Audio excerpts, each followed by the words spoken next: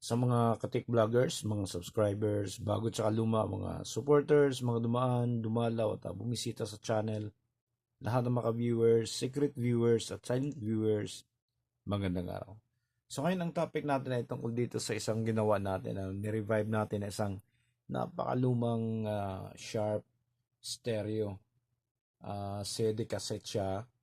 Tapos kung mapapansin nyo dito yung kanyang bandang likuran ay ano pa lawadit pa yung ginagamit. So, ang problema nito ay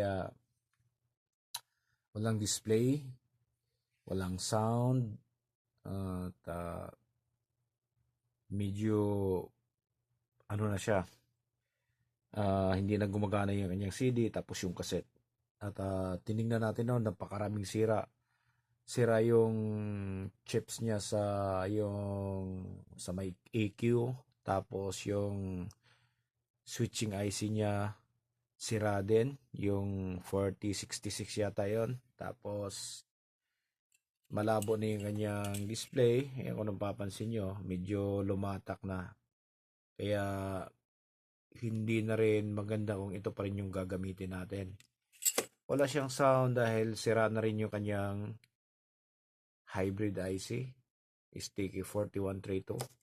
Kaya ayan naman siya itapon ng may-ari dahil ito yung pinakaunang stereo sa bahay nila. Medyo maano yung sentimental value nito, kaya gusto niyang i-preserve kahit na ma-modify ng konti. Basta konti lang, yung hindi mababago talaga, yung hindi aabot sa 50% na mababago yung kanyang hitsura. Sa ano naman ng mga ganitong unit, sa pag-preserve, lalo na kung medyo mahalaga sa kanila, ay hindi ganong, pangalawa lang yung importansya ng tunog. Ang pinaka-importante talaga dito, yung hitsura na ganun pa rin. Kaya sinubukan natin, yun nga, sinabi natin, at gusto naman niya ay mapagana na hindi ganong malaki yung kanyang magagasto. Kaya tinulungan natin siya, pinapipili. Kaso ang napili niya talagang uh, Bluetooth module dahil gusto niyang magkaroon ng Bluetooth kung ipapagawa niya. Talaga yung pinakamura, yung wala pang 100. Yun naman yung, which is, yun naman yung hindi ko gusto dahil nga napakapangit ng tunog nito. Pero wala tayong magawa, yun yung gusto niya. Tapos free delivery pa, 'di ba? Wala pang 100 tapos free delivery. Ito 'yun, yung madalas na makikita natin na ginagamit ng ibang technician pag nagmo-modify ng mga amplifier. Ayan siya.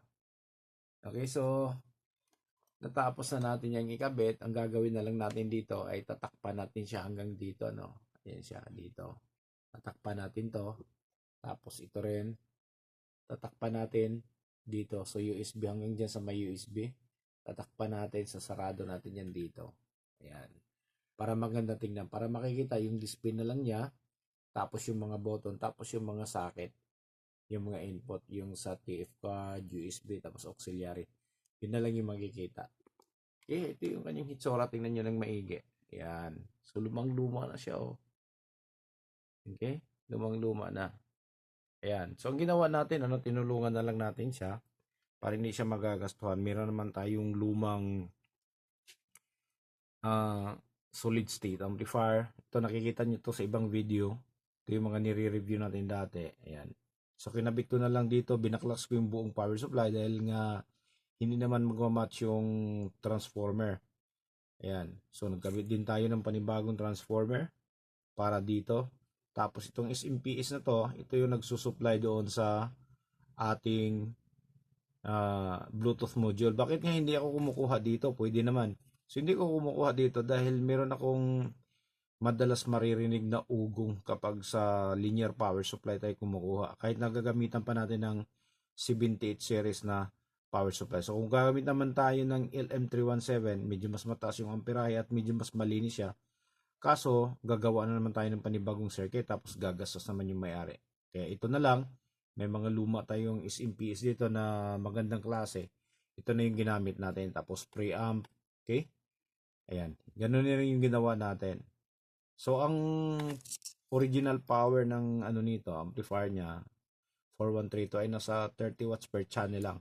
So tamang-tama lang dito sa ipinalit natin. Dahil yung wattage nito kapag umaabot to ng umaabot to ng mga 100 watts per channel. Itong ganitong amplifier kapag sakto yung natin, supply voltage at tama yung amperahe. So dito medyo mas maliit yung amperahe ng transformer natin, nasa 3 ampere lang. Pero yung kanyang supply ay tamang-tama. Swak na swak dito. Yung 18 volts yung output ng ating transformer. Pero maliit siya. Dapat ay nasa mga 6 ampere, 5 ampere yung transformer natin. Pero tamang-tama na dito. Dahil nga sabi ko kanina, nasa 35 watts per channel lang yun. So ito, patunogin natin para marinig nyo kung paano siya tumunog.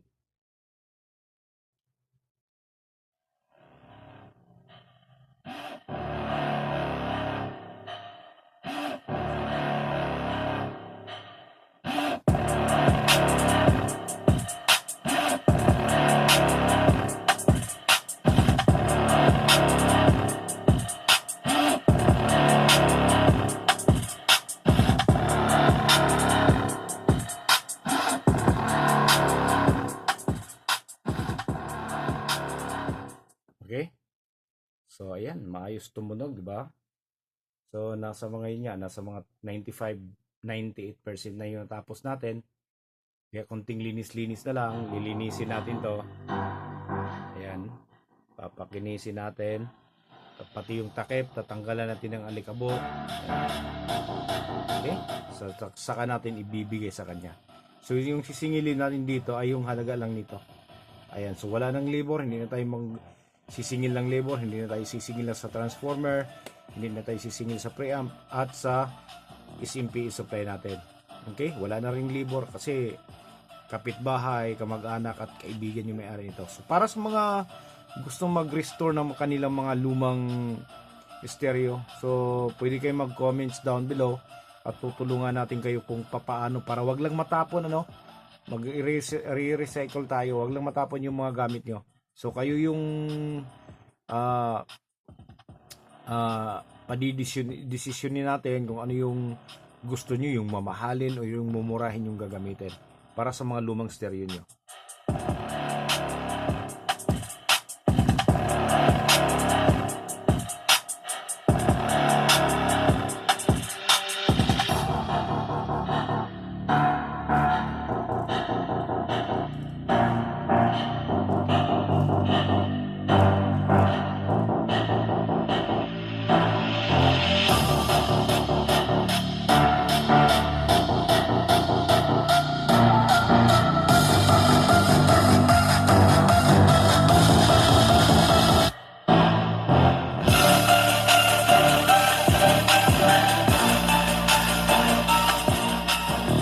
Okay, so hanggang dito na lang siguro tayo, no? So maraming salamat.